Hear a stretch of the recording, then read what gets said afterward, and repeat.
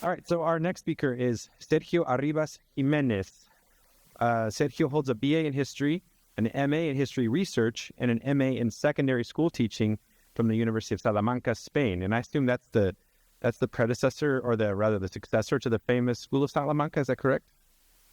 Where all the famous theologians and philosophers went. That's really interesting. He has recently completed his second year in the PhD program in history at the University of Texas at El Paso, and currently his research focuses on 19th century representations of nature and Native Americans in expeditions across Texas. His talk today is called "The Representation of Native Americans in the Indians of Texas in 1830" by Jean Louis Berlandier. Please welcome Sergio.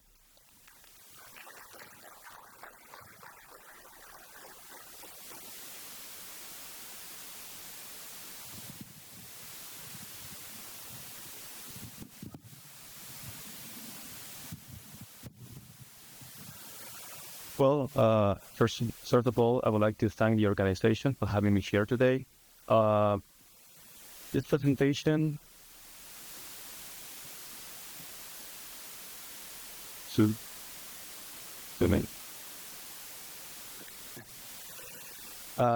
will address the topic of the Boundary Commission. The Boundary Commission was an expedition sent to Texas by the Mexican government in 1827 with several objectives: to mark on the ground the boundary between the United States and Texas, to gather information about the Anglo-Americans who were settling in the Texan territory, to get to know the Native Americans of Texas, especially those coming from the United States, and to collect scientific information with a view to the future economic exploitation of this land. The commission was led by General Manuel de Mier, and the aim of this lecture is to study the representation of Native Americans in one of the works that emanated from that expedition, namely The Indians of Texas in 1830 by Jean Louis Berlandier, the botanist of the Boundary Commission. This work is in French, but was published in English in 1961, in 1969 by the Smithsonian Institution under the title The Indians of Texas in 1830. It has two parts. The first one is a description of the customs of the Indians in general, and the second one is a description of each culture individually. Several works have been published on the Boundary Commission. These are some of them. Can be seen, they have focused mainly on political history and the history of science. The approach proposed in this presentation is different, as it is focused on the study of the otherness. By relating this work to tribal literature, this presentation argues that Jean Louis Berlandier's representation of Native Americans is as strongly conditioned by various models of that literary genre of the 18th century and the first half and first third of the 19th century. It also argues that through the study of the representation of Indians in Berlandier's work, we can learn about the French botanists and Europeans' notions of civilization and barbarism, their perceptions of Amerindians, and the way they perceive their own identity.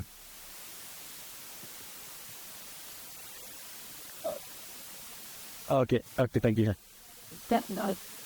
Okay, thank you. Well, for reasons of time, I will focus only on two of the most important models. Okay.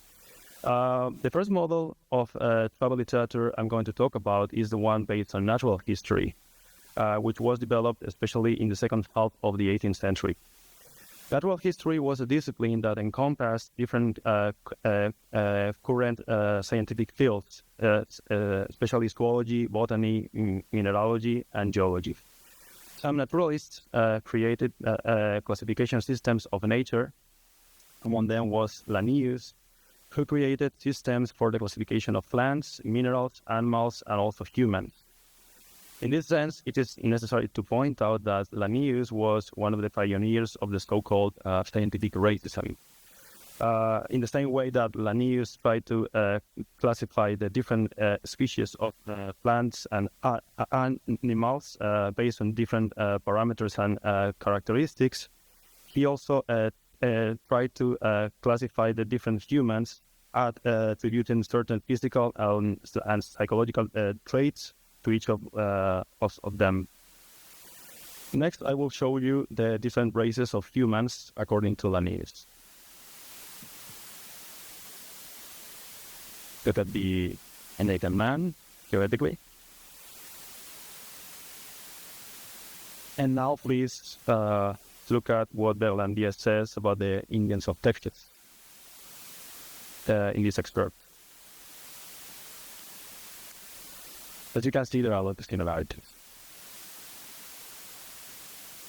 In travel literature based on natural history, the narrative is focused on the representation of nature, and therefore there is much visual and analytical language to classify the plants, animals, and terrain that the naturalists encountered on the journeys narrated in this work.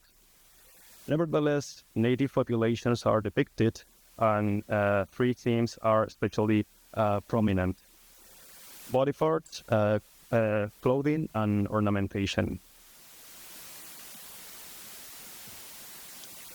As an example, here you can see an excerpt from a work by the British naturalist John Barrow, in which he talks about the clothing and ornamentation of the Hottentots who live in the Cape Colony, what is now South Africa, at the end of the 18th century.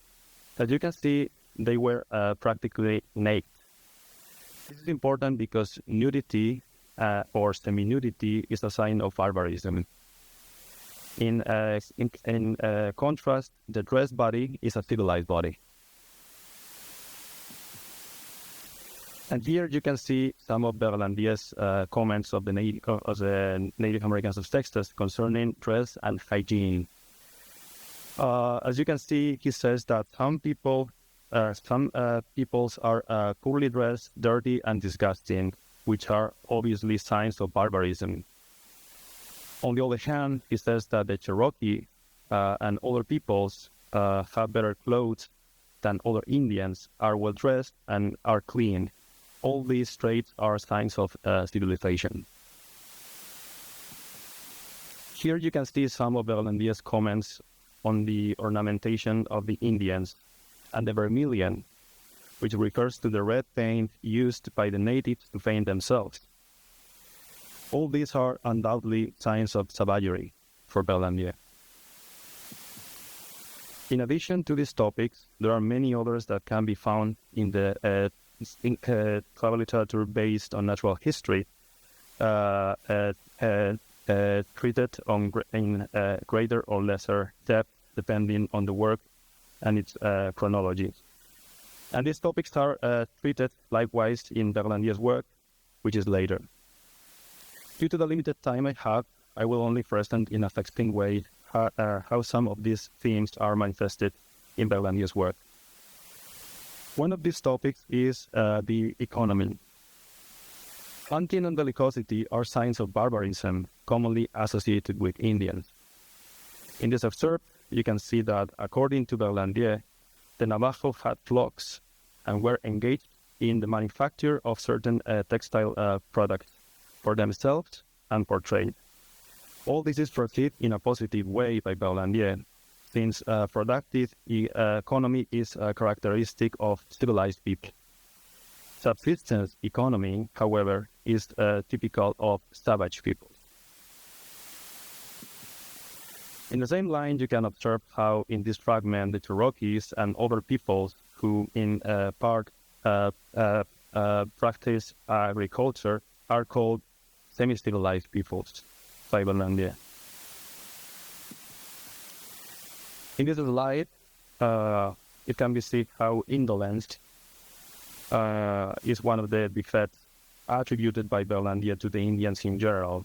Subsequently, Berlandier points out that textile for beyond subsistence is outvalued by this native.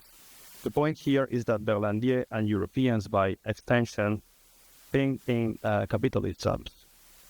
The Indians, however, are not interested in obtaining wealth, but simply in subsistence. Another relevant topic in Berlandier's work is housing. In this sense, as in the case of economic activities, there is a dichotomy between nomadism associated with barbarism and sedentarism associated with civilization. Peoples such as the Comanche, who are nomadic, live in tents. Semi-sedentary peoples such as the Cherokee live in log cabins. The greater the architectural complexity, according to the urban parameters in which Berlandier moves, the greater the degree of civilization. Regarding education, freedom, politics, and property, Berlandier also made some comments. According to him, the love of freedom professed by the Amerindians of Texas is stimulated by their own parents, who do not educate or punish them, and also show them contemptuous behavior towards their elders. The exception would be the Cherokee, Shawnees, and other peoples who do educate their children. Living with order and laws is a sign of civilization. Amerindian peoples have no notion of law or property. Indians have a tendency to insubordination and to defy their chiefs from a very young age, according to Berlandier. And he also says that in civilized societies, the power resides in the law, while for the Indians, the law resides in power. Regarding marriage and women, according to Berlandier, for the Amerindians of Texas, polygamy was the norm. Marriage was also a purchase by which an Indian increased his number of servants, with a few exceptions. Women carry out the great majority of the work, the men devoting themselves only to hunting and war. They are mistreated by all the men, including their sons. Women are offered to guests by their own husbands, and a man may sleep with another man's wife if he has previously obtained his consent.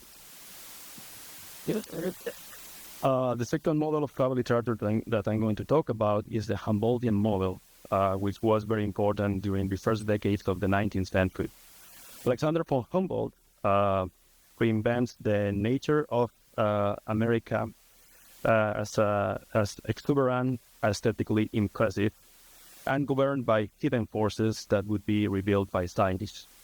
Humboldt was a scientific racist, like Linnaeus, but he believed that racial differences are just real.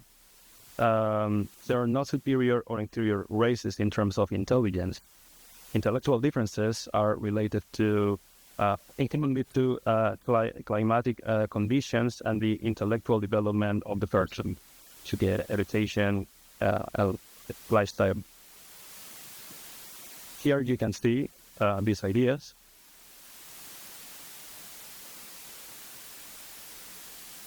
And here you can see what Berlandier says. As you can see, Humboldt's influence is evident. However, he speaks of the intelligence of civilized people as a gift. The question would be, is it an inherent gift, or is it a gift that civilized peoples have because of their lifestyle, their education, and climatic conditions? Another example. Well, beyond that, in general terms, Humboldt and Berlandier share some prejudices about Indians, for instance, laziness, and the same notion of civilization. Well, in conclusion, the travel literature of the 18th century and the first third of the 19th century significantly conditioned Berlandier's representation of Native Americans in Texas, especially the natural history model and the Humboldtian model. And Finally, as identity and the otherness go hand in hand, by studying Berlandier's representation of the Indians, we have been able to know the ideas of civilization and barbarism that Berlandier and the Europeans had, and how he perceived the inhabitants Americans. Thank you very much.